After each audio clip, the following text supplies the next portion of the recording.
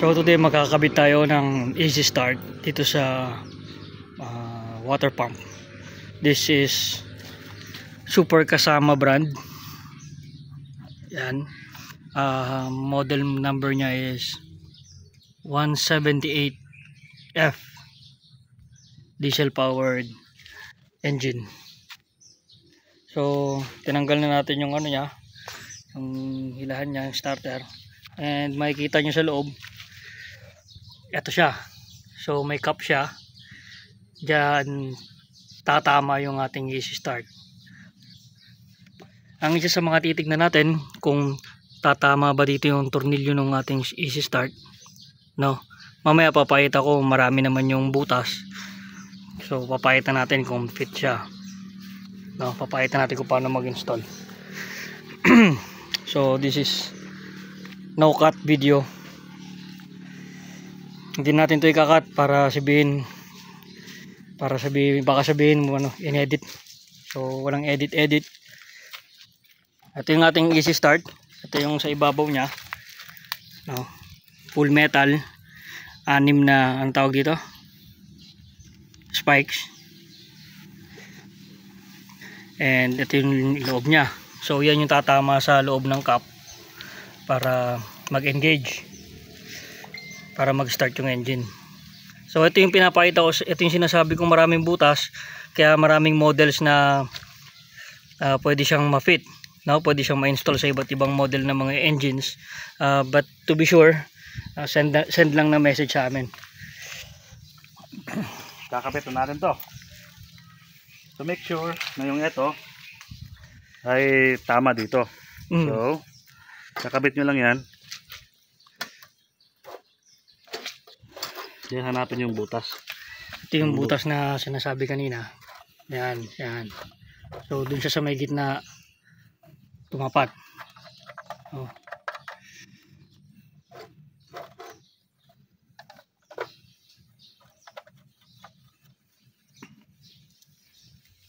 So mas madali na to, hindi ka na mapipilayan kay hihila at iwas disgrasya, no? Maaari ka kasi mapilayan pagka palyado yung makina, mahirap.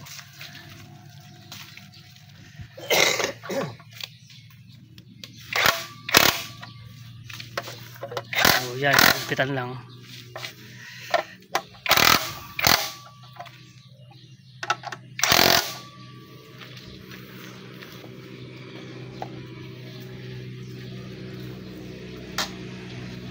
Then, ano yan?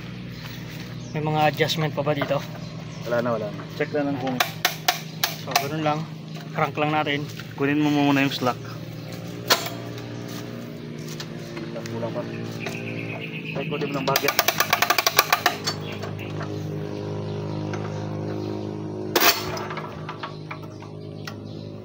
Yan. Kuha mo yung pag nag-lock na, okay na yan.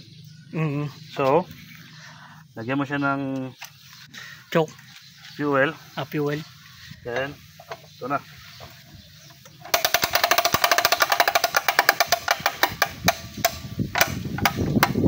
Pag matigas na talaga siya, yan, matigas na, yun na. Ano yun? And then, release. Yun, ganun lang kadali. No? Wala nang kahirap-hirap sa buhay.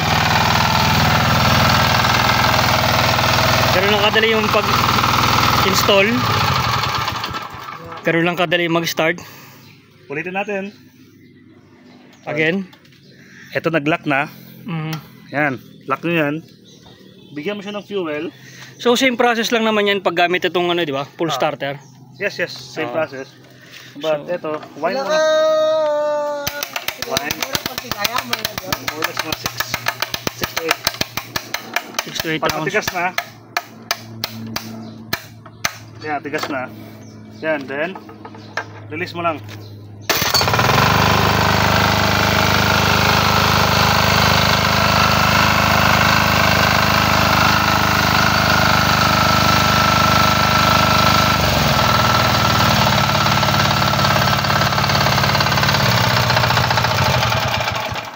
Well, bigyan natin na yung pagtanggal naman. Medyo yung pagtanggal.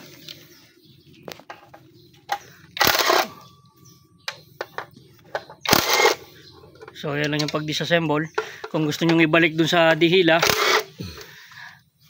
at nanghiram lang kayo ng easy start,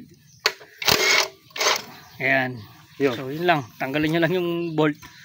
That's it. And then ikabit natin tong full starter. Yan. Hindi tapat. Yun. Ganun lang siya kasimple. Tornilyo lang katapat niyan. Lain gila niya dyan nga mga kuha niya. Model. Suro mag-unam. Sana nito sila sa 4. Ngayon mutakan mo ya. Yes, 4. Pares lang yan. Sabi sa diesel. Pero ko full yaw. So ang minimum na life nito nasa 3,000 cranks, no? Yes. Minimum. So napakatagal nun, napakaraming beses na i-start na yun. Una pa masira yung ano. Baka sira na yung engine nyo, buhay pa tong starter. This is full metal, wala tong kasama plastic. So same process.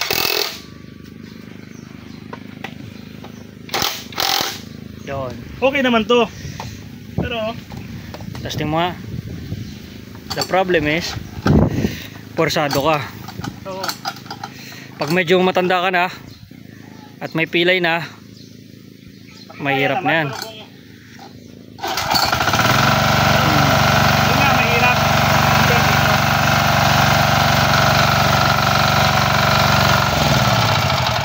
So ang mahirap pa niyan kapag medyo palyado na yung, medyo matanda na yung makina nyo, makakailang start kayo niyan. Eh na-prime na kasi natin eh. So, Na-prime na natin kanina ng easy start. Para lang tayo ng tubing. yeah, So kung ano, kung hindi nyo na-prime, Matanda na. yung area, mga 3 banat yun bago mag-start. saka yung area, medyo okay to. Pero minsan kasi sa mga palayan natin, basakan natin, Mm. medyo mahirap yung area. Mm. So, makitid o meron kayong pump house na parang ganyan, pero malaki itong pump house nila.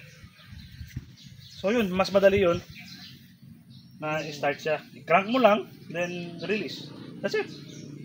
Ayos.